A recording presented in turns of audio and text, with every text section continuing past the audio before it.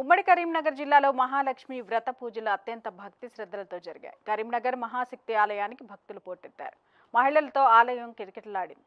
శ్రావణ పౌర్ణమికి ముందే వచ్చే శుక్రవారాన్ని మనం వరలక్ష్మి వ్రతంగా చేసుకుంటాం. వరలక్ష్మి వ్రతం, శ్రావణ మంగళగౌరి వ్రతాలు ప్రత్యేకించి మహిళలు చేసుకుంటూ ఉంటారు.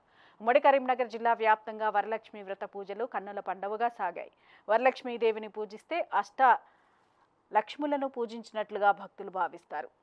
ఆది, ధాన్య, ధైర్య, సంతాన, గజలక్ష్ములతో పాటు విజయ, విద్య, ఐశ్వర్య లక్ష్ములను పూజించిన ఫలాలు వరలక్ష్మి వ్రత పూజతో సిద్ధిస్తాయని పురాణ గురువులు, పంచాంగ పెద్దలు చెబుతూ ఉన్నారు. కుటుంబ శ్రేయస్సు, కుటుంబ సభ్యుల ఆయురారోగ్యాలు, అఖండ ఐశ్వర్యం కోసం నారీమణులు ఈ వ్రతం ఆచరిస్తూ ఉంటారు. శ్రావణ మాస శుక్రవారాల్లో అమ్మవారిని కొలిస్తే విశేష ఫలితాలు లభిస్తాయని భక్తులు విశ్వసిస్తారు.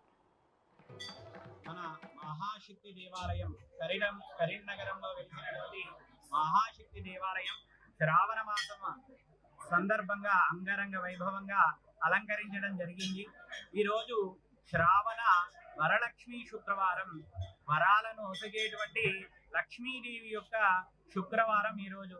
అయ్యా, శ్రావణ శుక్రవారాలలో వరలక్ష్మి శుక్రవారానికి ఏమిటా ప్రత్యేకత అంటే, శ్రావణ అనే నక్షత్రము శ్రవణ నక్షత్రంతో శ్రావణ మాసం ప్రారంభమవుతుంది. పౌర్ణమి తిథి అప్పుడు శ్రావణ మాసం అవుతుంది.